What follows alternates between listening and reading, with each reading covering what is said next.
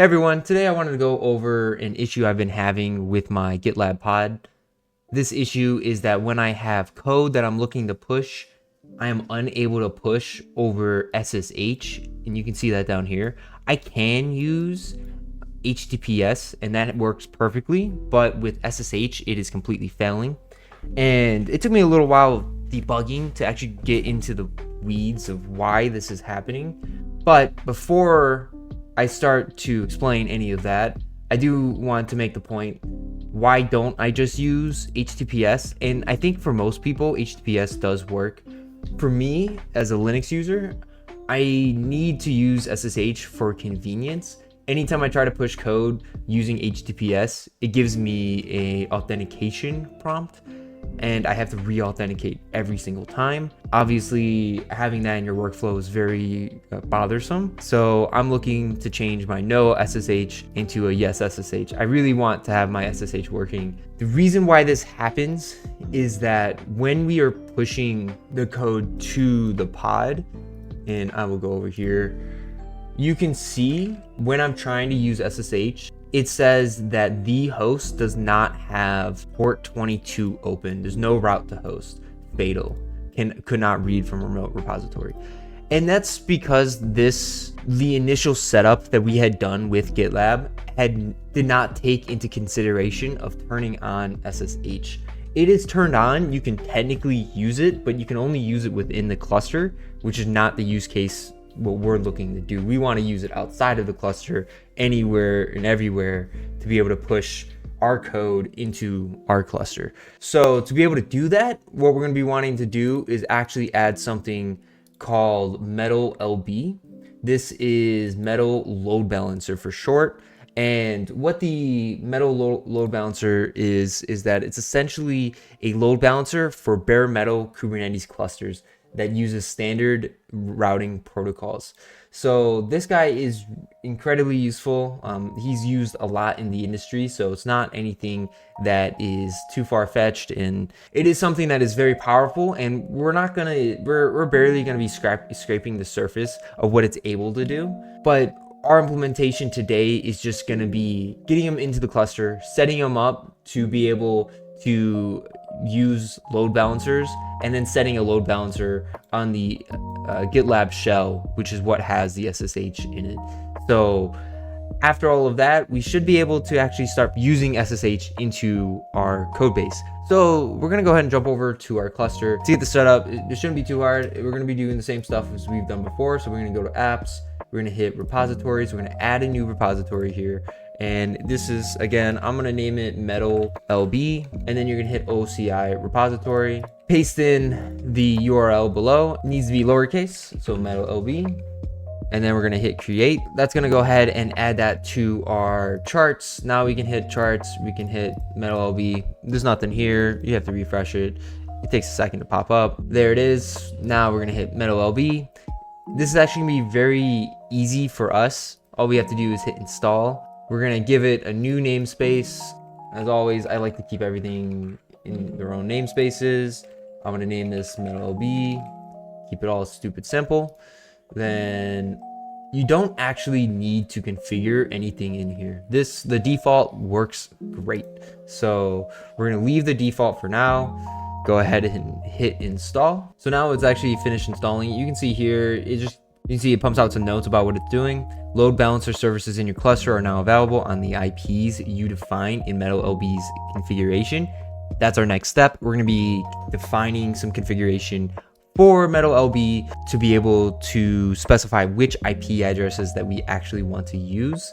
So with this, I'm going to go ahead and hit the kubectl. And then in here, we're going to create a new file. This is going to be our MetalLB config. It doesn't really matter what this is named. And then we're going to paste in the configuration that I have hosted in the comments below. It's nothing too crazy. You can see here, it's the name of the pool of IP addresses that we're going to supply. And then the namespace, obviously, and then the addresses. So these can be set up in a few different ways. You can have them individually set up. You can have them as a range of IP addresses, or you can have IP6 addresses. I think you can even specify like whole IP areas. So like you could do 0/24 and then now it specifies that entire IP, like part of the node, to be accessible. I'm just going to specify some very small IP addresses here. These ones are all going to be for my SSH pool, and that's kind of how I'm looking to separate this. Before, I actually specified way more. I think doing less is better here, so don't do too many, and you're going to see why to not do too many in a minute. So let's go ahead and right quit this, and then we're gonna go ahead and kubectl create -f and create them. So now he's been created. We have the pool. Now we need to do the next step of actually setting the L2 advertisement. That's what it's called. So this is essentially network advertisement, you can call it network, on our cluster. So you can just paste this in. It doesn't have to be anything too crazy. The namespace here is just going to be MetalLB, and then network advertisement for the name. You shouldn't have to update that. This guy is essentially assigning those IP addresses, the pods or services that we have as load balancers. And what that really means is that if you know how your router at your home is assigning IP addresses, is that it picks up an IP address that's available on the network. So if you connect to your Wi-Fi for the first time, it just automatically will find the first IP address that is available, and then it will assign it to whatever you're connecting to your Wi-Fi. In this case, what we're doing is we're essentially allowing our router to identify our load balancers as devices connected to the internet on the router. What this can then let us do is port forward those ports and actually connect to them from anywhere. This is very important to do. Don't miss this step. If you miss a step, you won't be able to connect to it, and it'll seem like everything has gone wrong. So with this, we should be able to actually have everything else in here. I think if I hit refresh, these should also pop up now under more resources. Yeah, MetalLB.io. You can see the SSH pool. It says which ones exist, and then you see the L2 advertisement that exists as well. That's all you're gonna need for the Metal load balancer. Nothing really more than that. And now we're gonna jump into the next step of actually configuring our firewall or router to be able to specify specific IP addresses to ensure that those IP addresses aren't being used already, because that is a huge concern. So you can see here I have the DHCP server for OPT1. So this is one of the servers on my Rancher cluster, and this guy has the available range from 105 to 254. So anything before 105 is available for me to use for other things. And all of them are static. They will not be assigned automatically. Now the nodes in this cluster are hard specified to specific ports. And I know which ports those are. I'm not going to show them, but those ones are specified to hard ports. The ones I'm exposing are not the same. Like, these are new ones that are also static.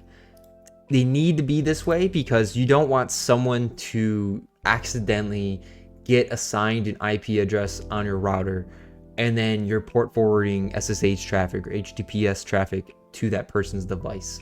So to avoid that, we want our range to be not including whatever ones that we're assigning. And then the next step of this is that we're gonna go create our port forward. To be able to do the port forward here, so you got to go to Firewall NAT port forward and then create a new one.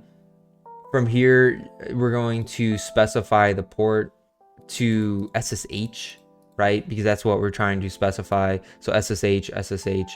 We're going to specify the single host, and this is where this comes in. We need it to be the same as whatever the pool is using. So since we're doing a range of these ones, in this case, this 50.3 is going to be another one that is available. And then the redirect target port, again, is also SSH. So this is only allowing SSH to come through. We hit save and then hit apply changes.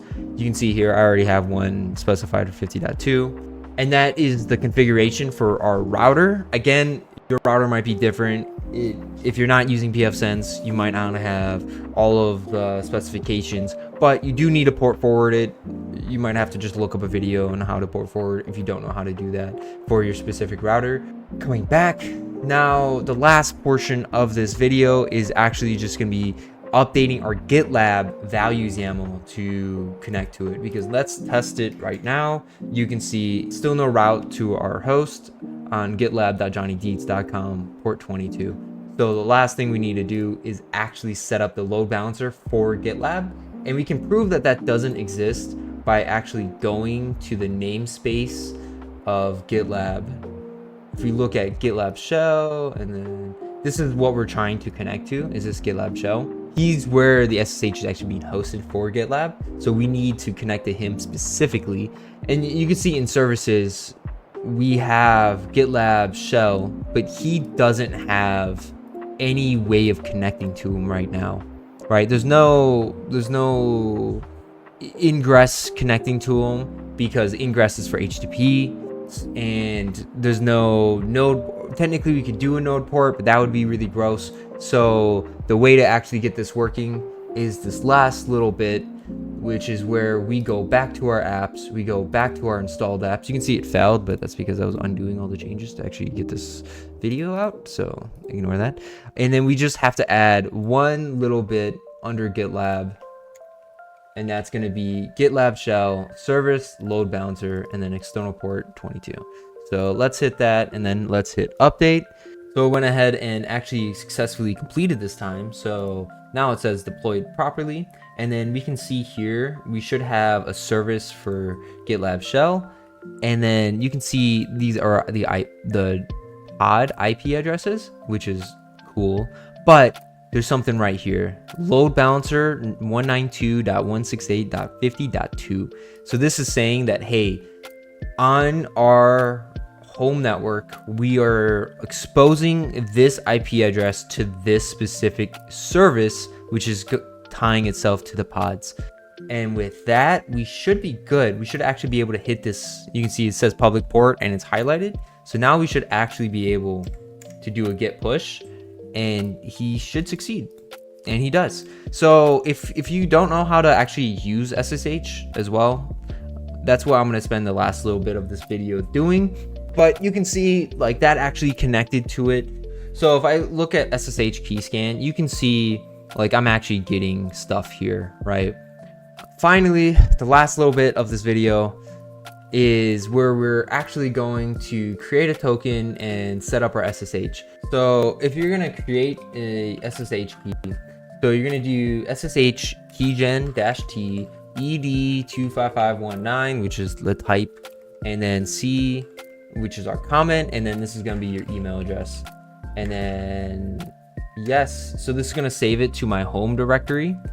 You can specify a passphrase if you want to. I'm not going to. So this creates the actual key, and then what we got to do is in this, we got to go to the public key. We need to copy this. So this key right here is what gives us access to being able to push from this computer. So you can see here, so you can go SSH keys, and then in SSH key, you're gonna hit add key, you're gonna paste in that public key, and we're essentially telling GitLab, hey, you can trust any connections from this SSH user who has this public key. So with this, I'm gonna delete the expiration key and then hit add, and boom. So this is telling us, hey, you can actually connect to it. Now, if I actually pull the repo, so if you go to your repo and then hit code and then copy clone with SSH, and then in here, we're going to do git remote set URL origin, and then we're gonna paste it. And then now if we pull, git pull, or in my case, yoink, it should work. And same for pushing.